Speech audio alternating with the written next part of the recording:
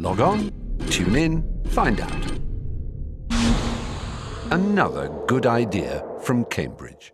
Next talk by Dmitri Panyushev from the University of Moscow.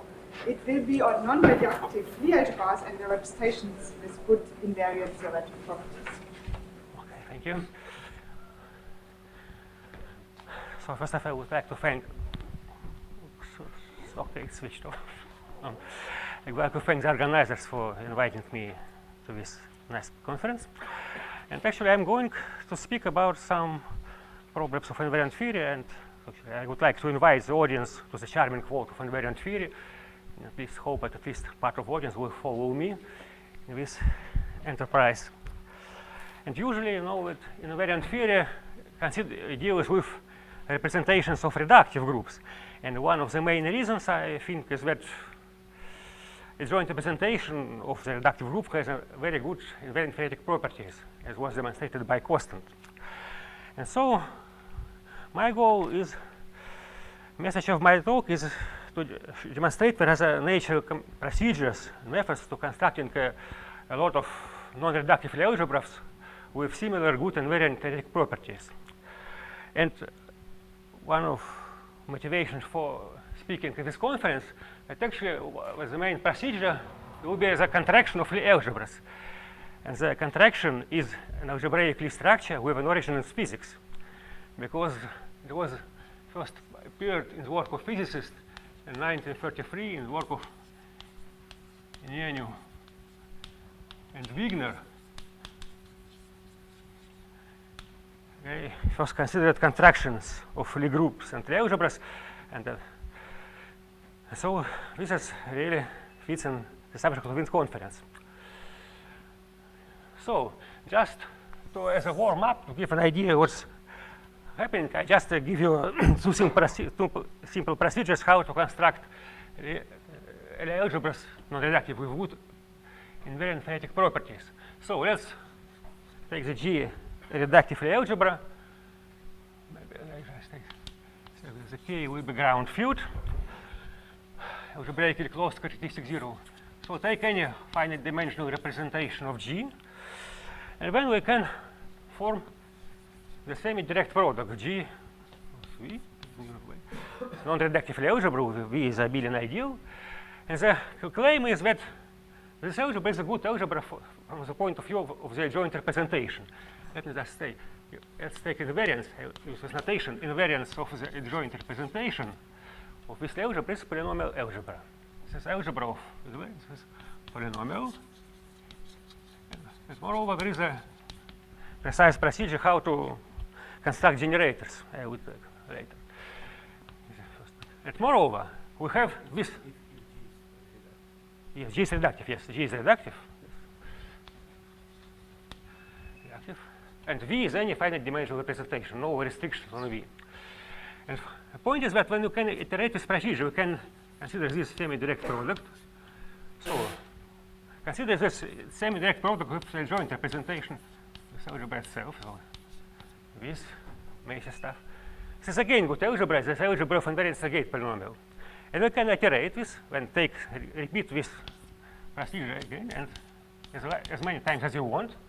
And each time you get an algebra with polynomial algebra of invariance for the joint representation. In the non-reductive case, you have to distinguish a joint and co-joint. An example for the co-joint representation in the same situation. So if V is sufficiently large,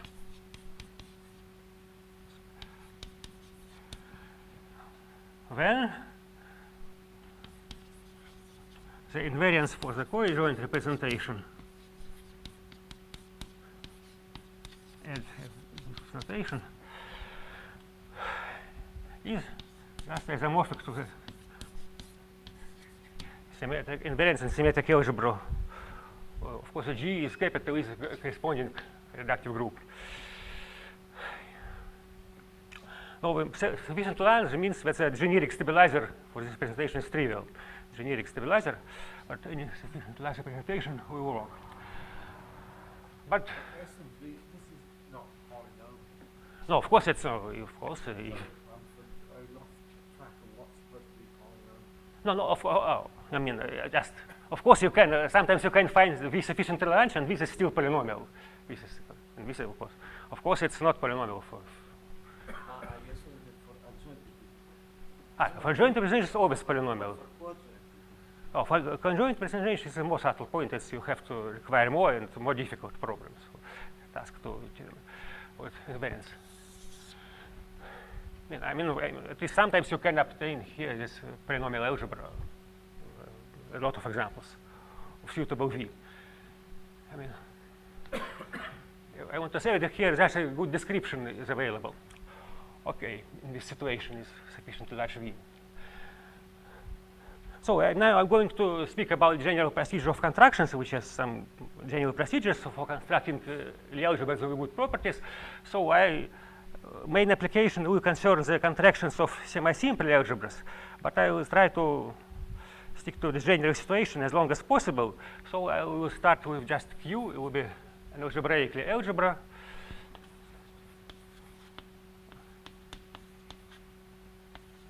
So I'll work, and maybe I'll need this group, corresponding group, connected algebraic group will be Q capital.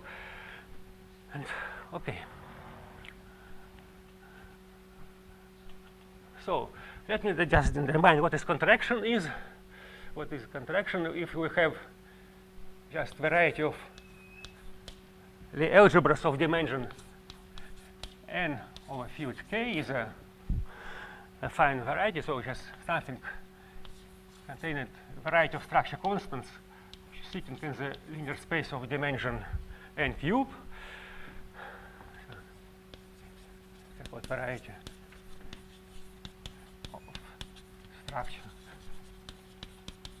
constants of Lie algebras of dimension n, and then of course group GL and X here. So we can consider the orbits of this group, and we say that Q prime is a contraction of Q if Q prime belongs to the closure of J and Q orbits in this variety. It's just general contraction, and with more precise class of contractions, so let's call it generalized in new Wigner contractions. So this is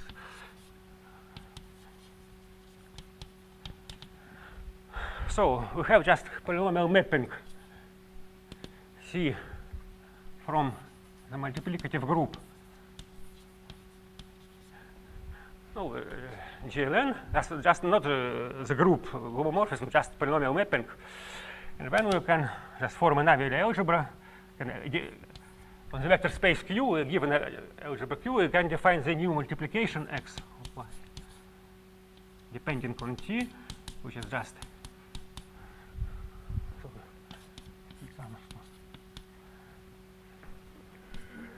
Ct inverse like Ct of X, Ct of Y. And when we take limit when t tends to 0, if the limit exists, then we say that the resulting we obtain the new Lie algebra structure in the same vector space. The exists this bracket prime. So started with Lie algebra Q, obtained Lie algebra Q prime as the limit exists. And we say that this is generalized linear Wigner contraction. I will be using notation in these situations. This is contraction of Lie algebras. Sorry? Yes. Yes.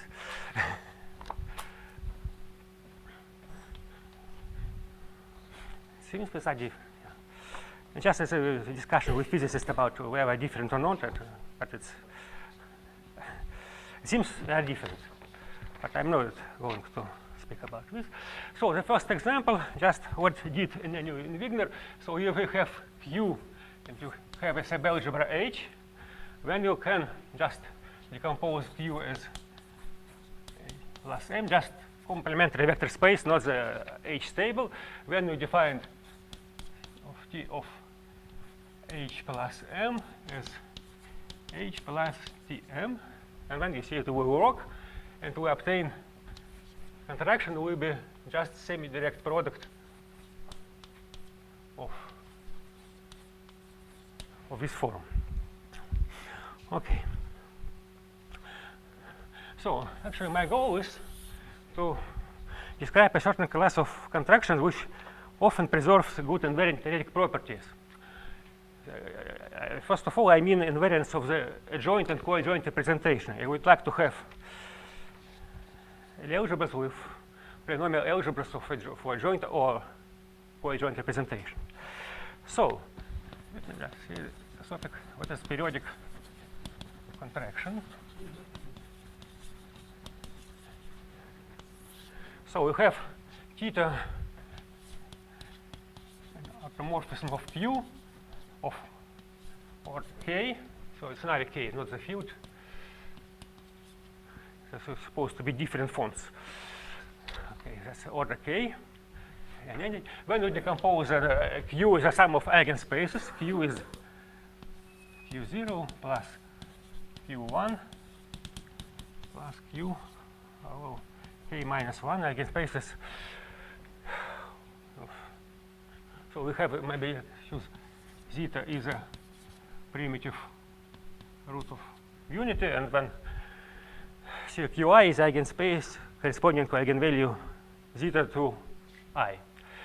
And when we can consider the contraction T of x0 plus x1 and so on, just x0 plus tx1 t square x square and so on. And again, this operator work, and we get the contraction, non-trivial contraction. We obtain the algebra Q prime, which I don't know, just which resembles this procedure construction. I will denote it as Q0, Q1. So each time I use a sign of a semi-direct product, but this is just result of the contraction corresponding to this operator. So this is kind of ideal, starting from Q1 and so on. So note, by the way, if you take this C is a group homomorphism, when the resulting contracted algebra is graded. So actually this algebra is n-graded. I think this contraction is a graded algebra. So the index corresponds to the gradient coordinate. So these are called periodic or ZK contractions. ZK.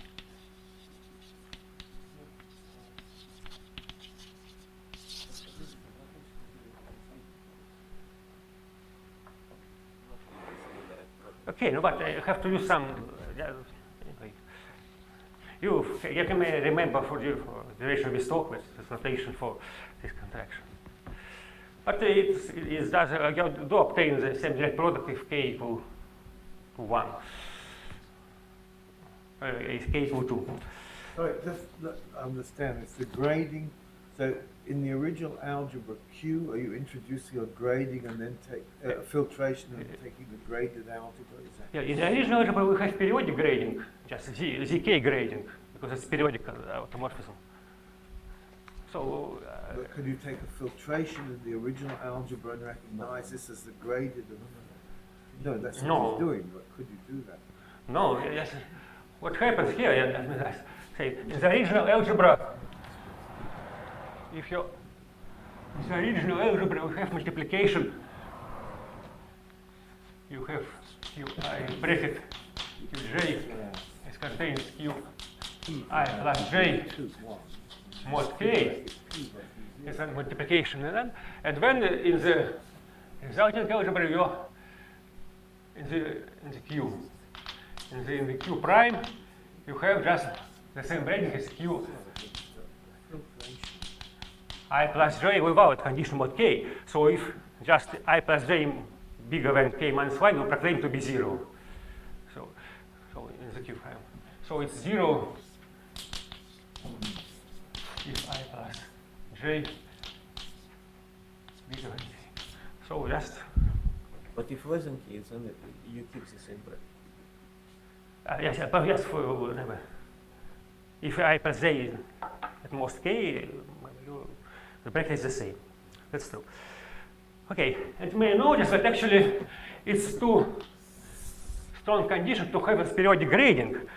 So we can play this game in a slightly more general situation. Let me just say what is quasi-graded structure of Q. We see what is needed for this decomposition. So we have just again Q is direct sum of vector spaces.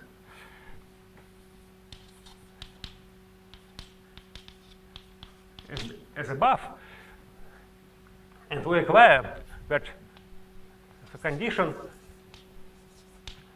on this decomposition is that as what actually that Qi and Qj bracket belong Qi plus j if I plus j is at most k minus 1. So in no condition is otherwise. So this is so this kind of composition is called a quasi-graded structure of Q if you have this only this.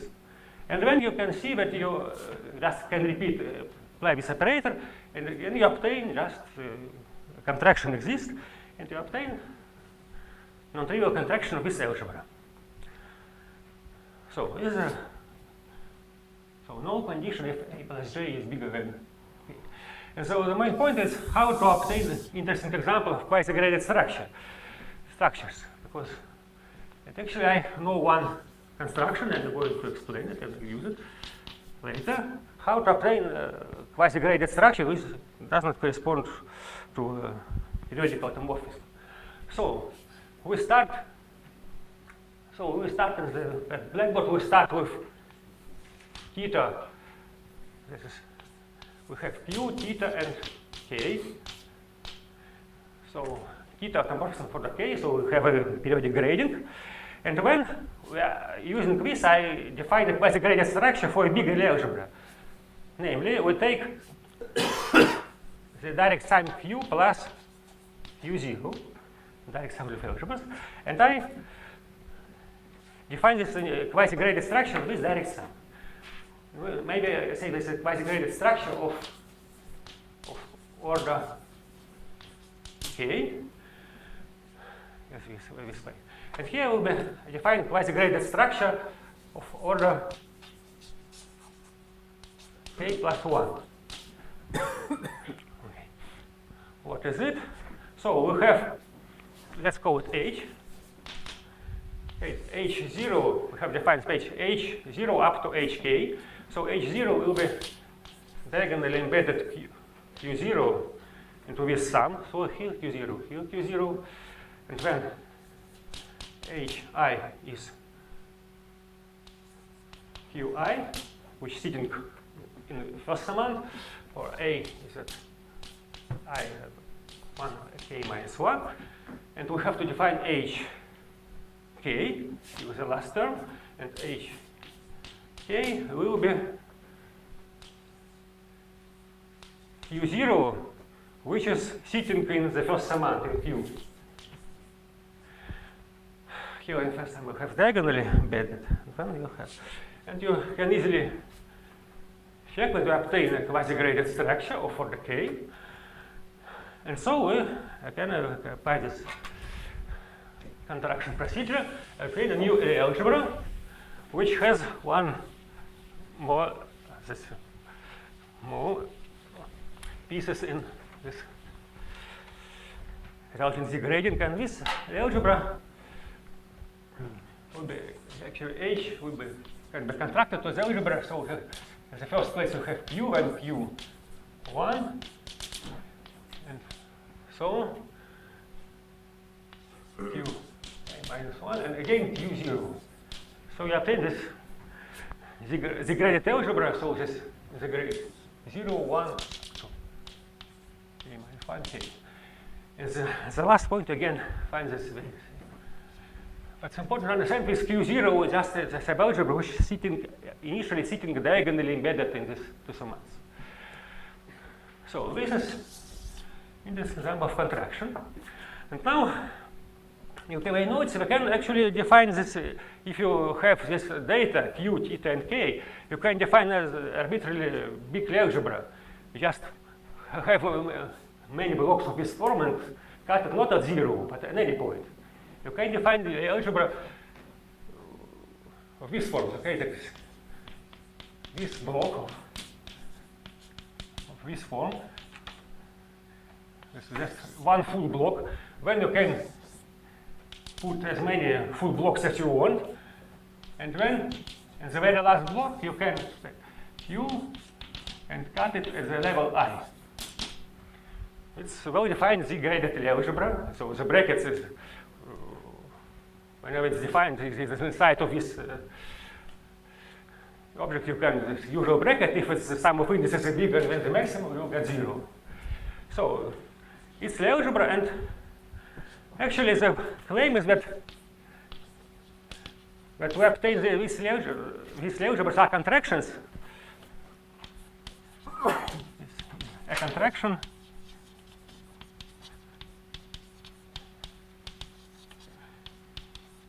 if I is 0 or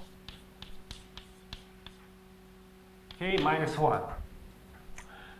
So this is our first example. You have just a number of full blocks, or you have just several full blocks and just one extra term Q0. And how to obtain what is an initial algebra whose contraction gives you such a funny object. And let me just maybe introduce some notation will be useful in this situation. Okay, so maybe it is a theorem.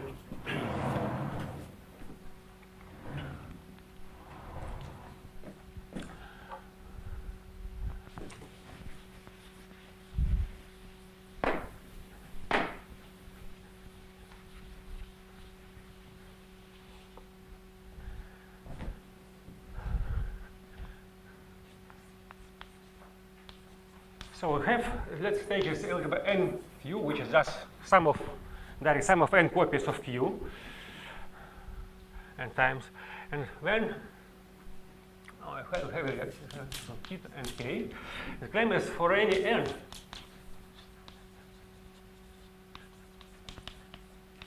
And Q is what? Arbitrary, yeah? sorry? Q is arbitrary, yeah? Yes, that's how it's algebraic. Just and Q is just Q direct sum n times. The theta is automorphism of Q as before. And when I did I want to extend this theta to automorphism of this direct sum. There exists theta tilde, which is automorphism of n Q, such as the order of theta tilde is equal n K. And we have the eigenspaces. We have corresponding eigenspaces in this algebra.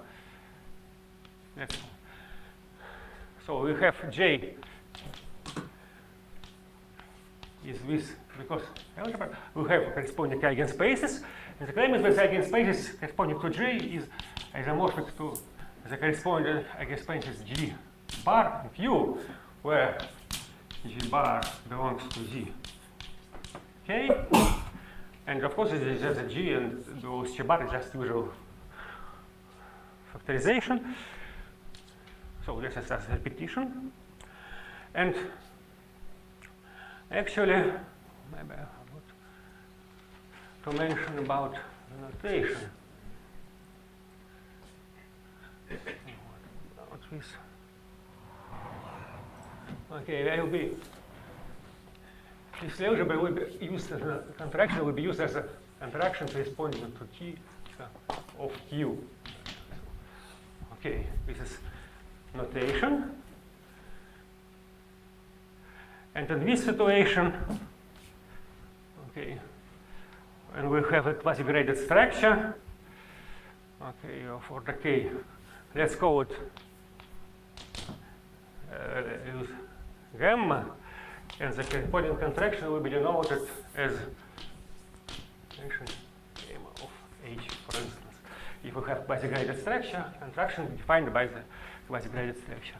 And now, in this situation, we have, using this notation, that this NQ can be contracted to the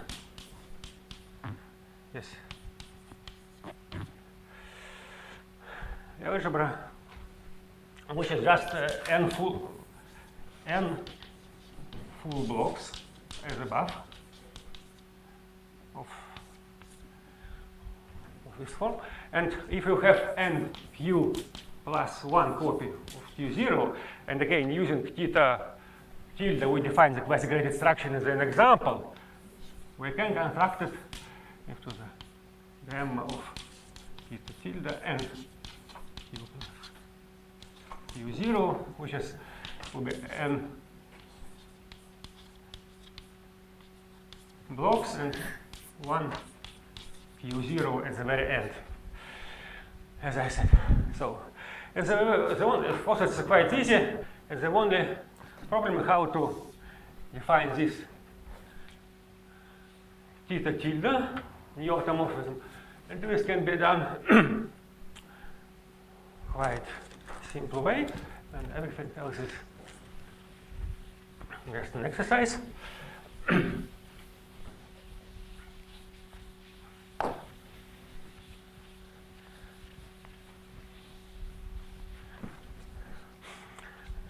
Of course, we have Q and Q.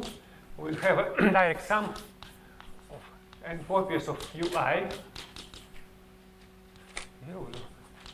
K minus 1. So we have.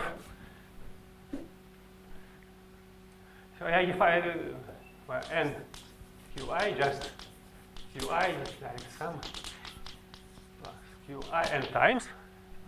So we decompose it in this way, and then define theta tilde just at x on each piece of this form. And if you have a1, an top of an element of here in n qi, maybe it's better write it this way. Qi. When we find theta tilde of a n is just very funny. Right? You have to put a2, a1, an, and here we have to write zeta I a4. Just to put this primitive root of order k infinity power I. So you see that for I is 0, just usual cyclic permutation. And for I is non-zero, you just insert here. And then it's easy to verify all these properties. And so we obtain a lot of contractions. So this allows, actually, if you have something with good contraction for Q, when you put in this picture N, and obtain a good contraction of NQ or NQ plus Q0 for any N. So this procedure allows to iterate construction of good algebras. Okay. And so in the right, what is it in the, what is the first term? A sub L, or what is that? Or is it A sub 2? A sub 2, yes. So this 1 up to n, and just one permutation, put 1 at the end and add the certain root of unity.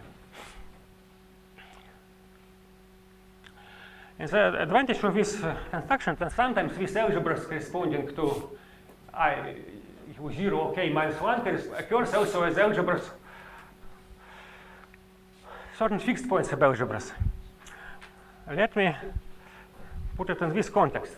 So again, if we have our Q, we can form a current algebra. So few tensor k of t, this t is just variable. Another algebra, so this is direct sum q plus qt and qt square, and so this is infinite dimensional algebra. And when you consider the just write it also. When you consider the algebra ut modulo I u generated by t to the n, so truncated current algebra, and I call it this algebra is some kind related to, in classical cases, related to Youngians of restricted Youngians, but anyway, I call it generalized Takiv algebra. Takiv algebra was Takiv who first considered these algebras in 1970 for m equal 2 when we just obtained semi-direct product. Okay, so we have just this algebra of this form, and I also use it q in this brackets of this form m. So dimension of this algebra is dimension of q times m. And for me, it will be again convenient to denote it is in the spirit of the previous notation, just in this form way. Just you have m summons here. This is generalized Takiv algebra. Again, with this multiplication, it's truncated multiplication. And the point is that if we have theta, we want to interpret this algebra as fixed point subalgebra of certain automorphisms of generalized Takiv algebra. So we have in our theta automorphisms of Q. Now I extend it to an automorphisms of generalized Takiv algebra of the same order, not the same. Yes, we denoted Q theta hat, which is automorphism of generalized algebra. In this way, actually we can extend it to automorphisms of current algebra. We can say that theta, if we denote restricted to q, e to the I, which corresponds to a if summon here, it's just zeta minus I, our initial theta. So we just a little bit twist our initial theta. If place, it's not theta, but theta divided by respective root of unity. And then you see that if you consider the fixed points subalgebra here, then q m invariant subalgebra, it just will be q0, q1, and so on, if you have m minus 1. This is a subalgebra of invariance of automorphism. Just this is Swiss just gives you different subspaces here. And so we see that actually this is a subalgebra just for any element. But as I said, it's contraction not always, but for some specific values of m. And it should be noted that actually there's no relation with the k and m is needed. So just any m and any k you have, and just extend this automorphism of the same order, and consider fixed point subalgebra. Okay.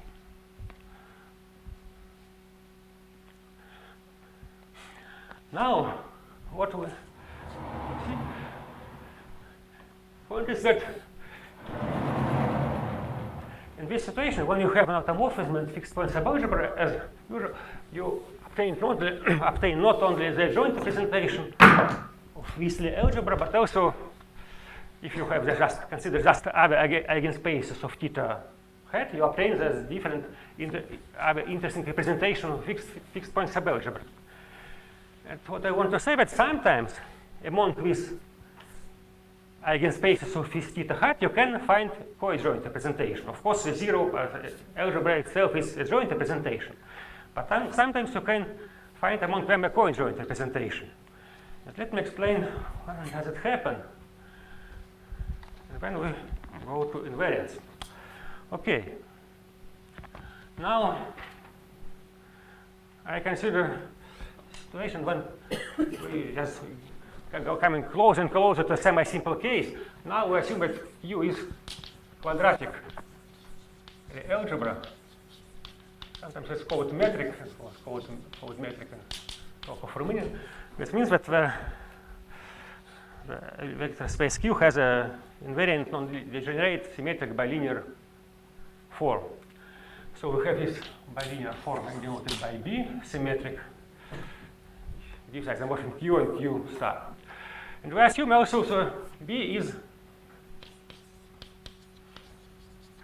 an eigenspace. Of course, if we have theta, eigenvector of theta. So this means that more precisely, theta x, theta y is equal zeta to some power of c bxy. So this is eigenvector corresponding to this eigenvalue. Okay. And then in this relation we can extend this form to the Takifel algebra. And then the claim that Qm is again quadratic. Actually, we just how to define it. If we have vector x and y in this algebra, so this m tuples of elements in Q corresponding to these compositions of elements vectors, when we define the head of x and y in the usual way as a sum of b xy xi y m minus y minus I, sum of a0 to m minus 1.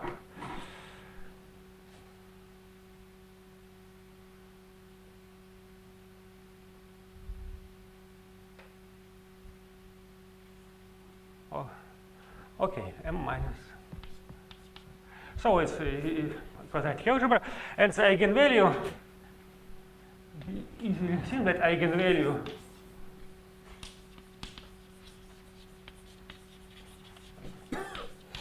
of this head is zeta c plus 1 minus m. So it means we may start with a quadratic algebra such that the eigenvalue is 1 as a simple case. But when you take a Takif algebra, you still obtain quadratic algebra, but eigenvalue will be non-trivial, can be non-trivial depending on relation with depending on m.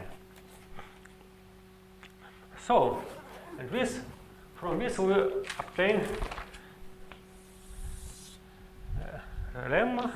What is in this quadratic situation? So we have q, theta, k, b, and c. Theta of the k in quadratic form. Okay, and then what we have?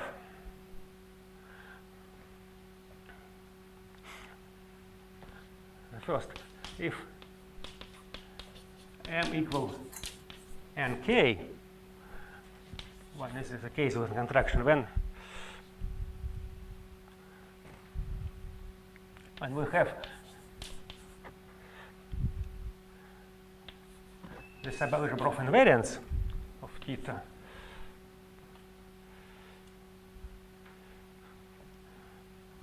hat, I think, in the Takif algebra, which is the same, is isomorphic to contraction with respect to theta tilde of NQ, and the dual space, just remind what was before this contraction, and the dual space of this algebra, by the way, just notation Q eigenspace corresponding to 0, 0, and the dual space is just in space corresponding to 1. What's confusing in this is if C is 0, which is what Yes, could happen, then zeta doesn't come into the original picture, right? If C is 0, you don't see zeta, right? Zeta. Yes, but we know But then that we why have. should you see zeta in B? If I put C equals 0, then I But can find zeta. no, we still have our automorphism theta is given. We have algebra Q equipped with theta. We still have theta, but So what is the relation between theta and zeta? no. Zeta is a root of unity. Okay, just if Kth root of unity where theta is of order k. yes. Okay, but it's not visible, but still it becomes visible if you take the Takiff algebra. Of course, that's what you have in a semi-simple case. You have not this. You have it here. C is 0 if you want, and still when you take this algebras, you have something. And is it true that xi is in the zeta I eigenspace of? No, xi just you have this type of elements x0, x1, so you have a couple of f elements. Takiff algebra is just tuples of m elements in Q. So x, maybe just wrote x vector is just x0, x1, xm minus 1. But they're all lying in Q, or are they lying In Q, the line is in Q, and also the same for y. Just as the form is erratic form on the Takiff algebra, on this guy. See, it looks as if you've got a zeta I coming from the xi, a zeta m minus 1 minus I coming from y, and then when you add it up, you get a zeta of 1 minus m, well, a zeta of m minus 1. That's what it looks like. No, it's okay. It's okay. Because it was here. It was here when we. No. It's correct.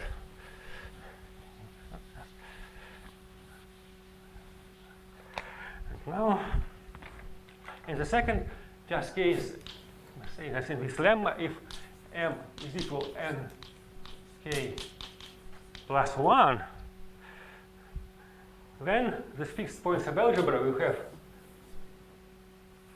when we obtain in this from this formula when we have n Takiff algebra exponent nk plus 1 in fixed point subalgebra, it is again is already quadratic. Dmitri is quadratic. So there's no difference between a joint and co-joint representation.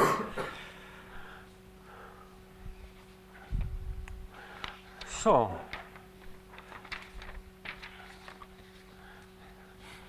now like in some good cases, I want to explain the algebras of invariance of a joint or co-joint representation of these algebras occurring in this construction. And now, in order to describe invariance, I have to some ways to producing invariance. If you know, for instance, invariance for Q, we want to be able to produce invariance of these guys occurring in this construction. So let me describe a procedure which is called contraction of invariance.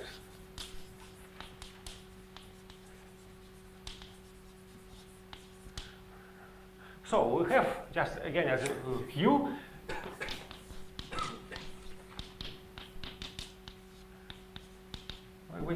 We make our quasi-graded structure is defined above. Quasi-graded structure, vector space decomposition. And when, of course, we have So we have two main objects: symmetric algebra of Q and algebra of symmetric algebra of the duo, which is functions on Q. So because of this decomposition, both symmetric algebra and polynomial algebra becomes n up to Q graded, just using this decomposition to obtain the polygrading. So we have, if we have any f, we can decompose it in one of them as f I0, I1, ik minus 1 with polyhomogeneous components of this any function, for instance, here, which means it has degree ij with respect to qj. This polynomial. And when consider the specialization of this polygrading, which I called gamma grading.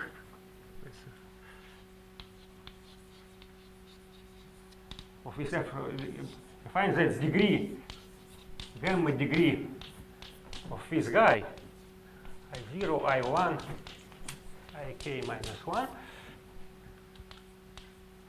is by definition is, we just skip I1 plus 2I2 plus k minus 1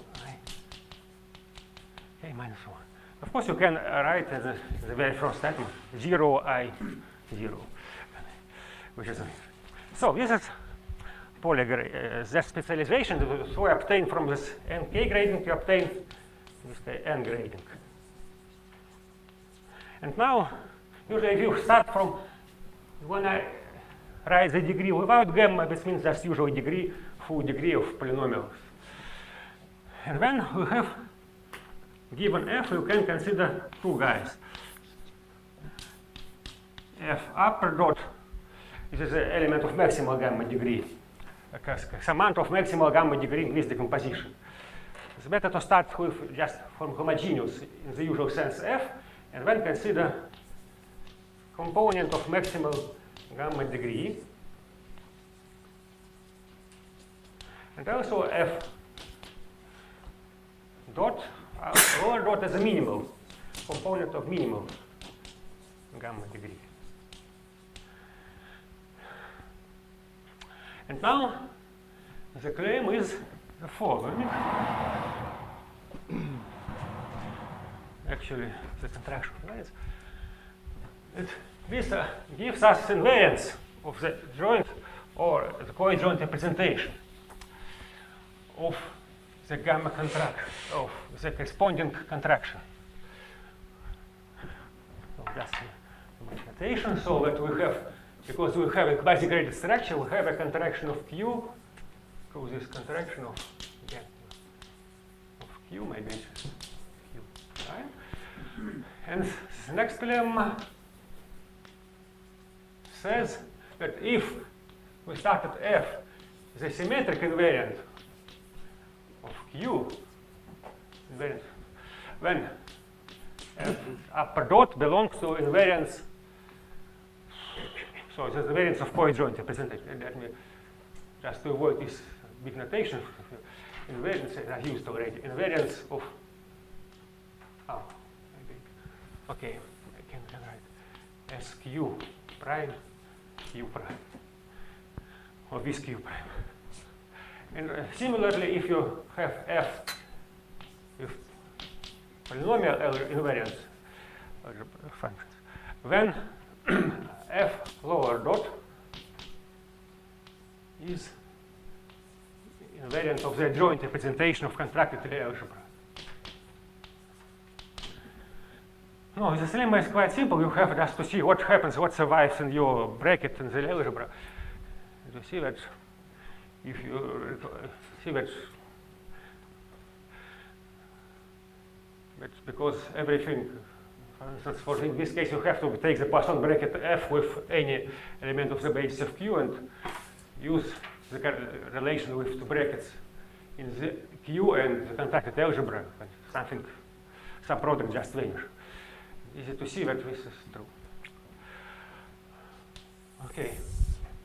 So this is, then the point is, of course, we want to have that, the situation that if we have just the whole algebra of invariance to have this all these contractions. We want to have the whole algebra here.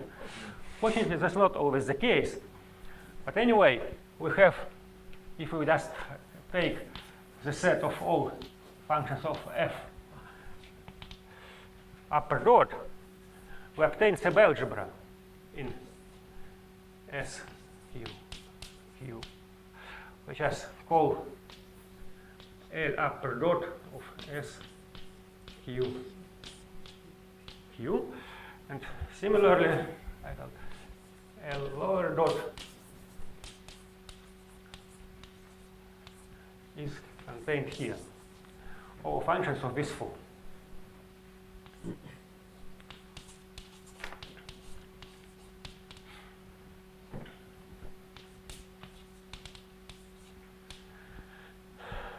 We notice that this passage from f to f upper lower dot preserves the usual degree. So the usual full degree of this guy and this guy is the same. This follows from this definition of gamma gradient. So this means that this algebra, initial algebra, and the algebra obtained by this contraction, they have the same Poincaré series in both cases. So the problem how reduces to prove that the algebra of invariance for the contracted algebra has the same Poincaré series as the initial algebra. So this is a good feature related to quasi-graded contractions. And now, here I have, may say, some results, just what are really some applications to contractions of semi-simple algebras. Now we turn to this situation when Q is replaced with semi-simple algebra. So now is simple, and we consider automorphisms for the K and so on as before, but just in place of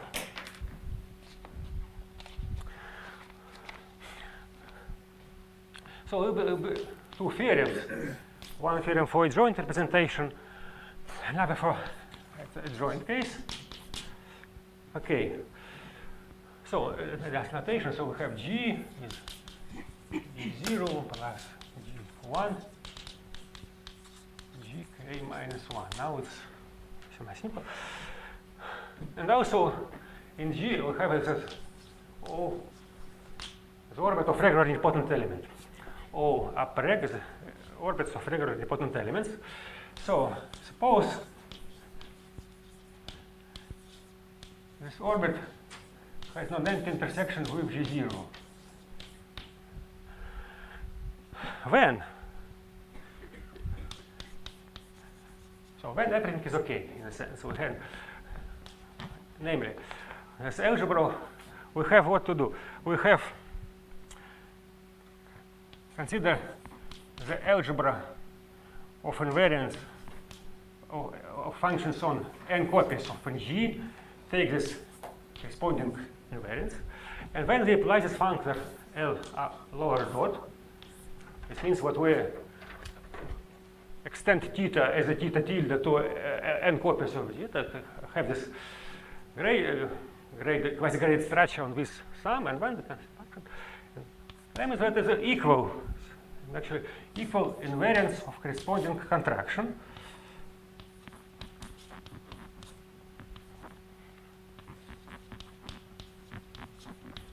Just, and this is a polynomial algebra.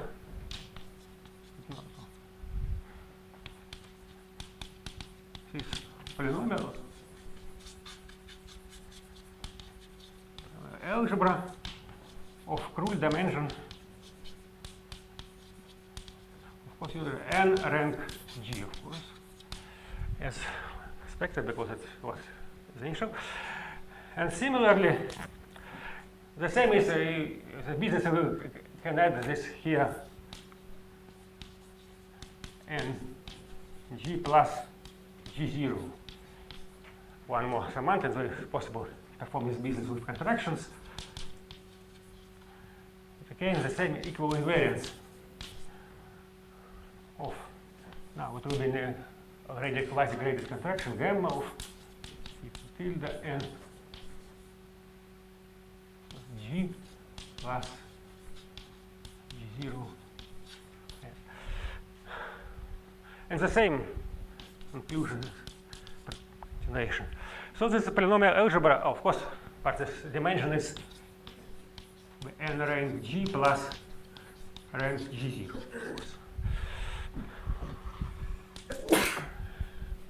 Okay, and but now this theorem for co-adjoint representation one requires more assumption, because you said co-adjoint business is sometimes more difficult.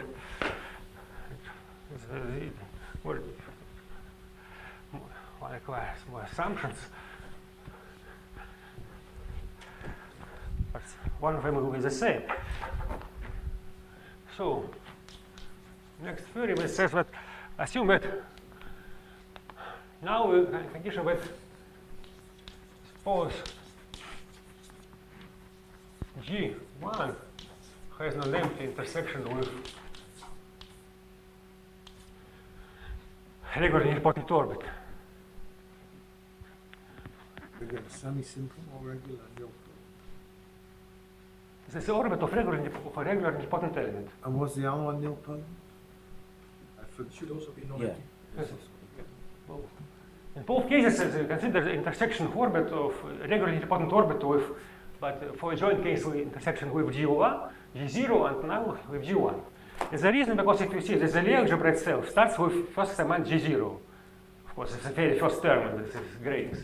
And we take this U space always starts with G1, G1 star, but so we have for the U, for the co-adjoint representation, we need this. Okay. The first theorem is empty and then the second is not. Oh, sorry, of course non-empty. I'm sorry. No, always non-empty. Sorry. I'm sorry. No. Oh, no. Actually, not only non-empty. We have to apply is dense. We need more. Is dense in the nilpotent cone intersected with G1. It's not. This means that actually this intersection may have several reducible components. We have to require that this guy intersect all reducible components, not just non-empty, but intersect all reducible components. It's a stronger condition. And also G1 contains regular semi-simple elements. So when we have just addition with the L upper dot of symmetric algebra of NG, NG is just equal to invariance of interaction of tilde and co-adjoint representation. Joint representation, and of course it's of Krull dimension as a polynomial algebra.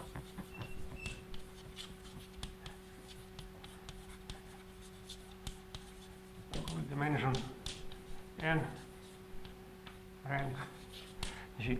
And of course, because we have more assumption, we have more conclusions. So some strong integral properties. With this algebra, this contraction, this algebra has a, so yeah, satisfies, this algebra satisfies constant criterion. I say it. I mean, say constant condition.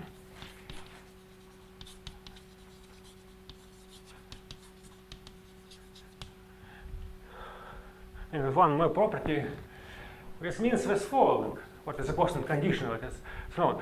But we have this algebra is polynomial algebra. Okay, so we have generated by algebraically independent elements. So we have generators. What is constant condition?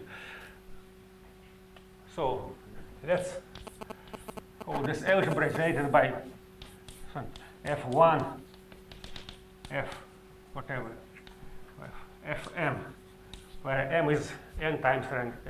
This is a generator of this polynomial algebra. So the conditions that if you take psi in the dual space, and let's call it as usual Q. If you take psi as the dual space, then the condition is that psi is a regular element of the dual. If and only if this differentials are linear independent. So df1 of psi, the product differential of fm of psi is non-zero. So this is a very nice property which was proved by constant for the semi-simple algebras. And this property survive under these contractions.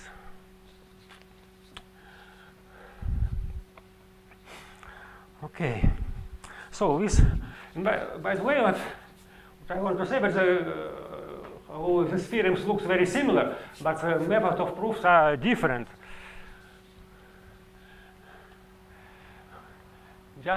Let me just say a few. Are these things of co-dimension 2 as well? Yes, of course, it's needed for the proof. Yes, that's true. This is actually all these conditions are just this one and this one are needed to prove it's a dimension 2. Of course, it's hidden in the proof. Of course, it's dimension 2 is necessary to prove a dimension is. And actually, why it's possible to prove a theorem. Because you have a dimension 2 condition for these regular elements. Just let me say a couple of words. But just what about, just take this n equal to 1 about this theorem for joint representation. We have this G contracted to G0, G1, and so on. That's our algebraic periodic contraction with n equal 1. And when we can consider this Inenu-Wigner contraction with respect to this, just to the semi-direct product, G0 real semi-direct product, and that's the sum of all other parts.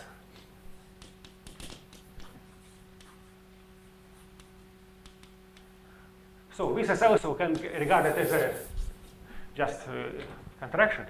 And the point is that in this situation, it is a semi-direct product. As I said at the beginning, for semi-direct product, algebra of invariance is always polynomial. As I didn't explain it, but anyway, it's true. It's a semi-direct product. It's polynomial. And in this case, when the orbits of regular nilpotent elements intersects here, we can show that the basic invariance has the same degree as here. So we have this polynomial algebra, this polynomial algebra. Degrees for generators are the same. This more or less means that the intermediate algebra also must be polynomial invariance with the generators of the same degree. So this is how to prove the idea of proving this theorem. And this theorem, of course, requires some theory about dimension 2 and some stuff about Poisson structure on the dual space and so on. But I think I have more time. So thank you.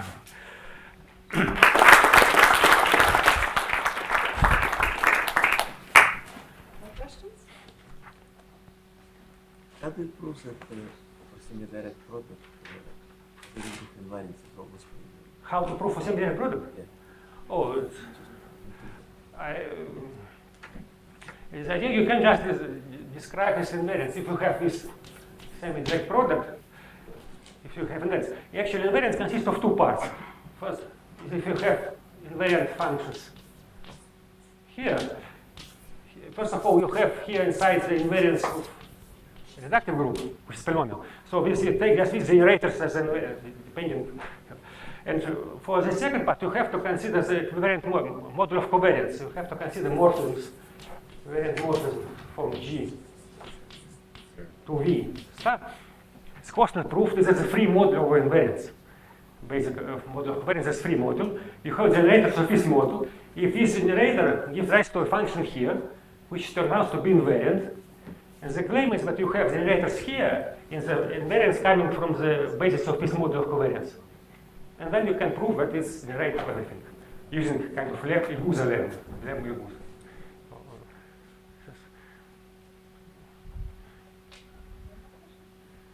Does this have any bearing on calculating invariance for the algebra of which commutes with the nilpotent elements? You have a semi-simple algebra, have a nilpotent element, and you look at invariance of the centralizer. And you somehow get them by differentiation, which is some sort of top order term.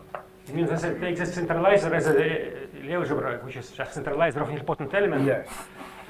Oh, And then the idea is that from the semi-simple guys, you get all the invariance for the. no, we use it in an article with Perement and Yakimov. We have some procedures which can give some, but it doesn't always work. You can, in some good cases.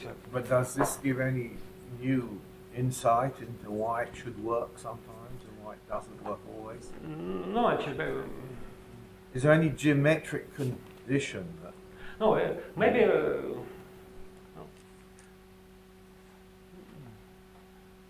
Maybe it will give some new cases, but not general insights.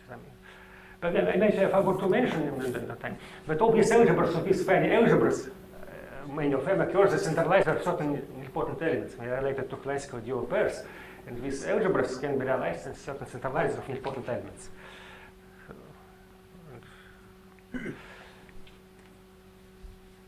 Okay, there are not more questions? Let's take them again. Let's go.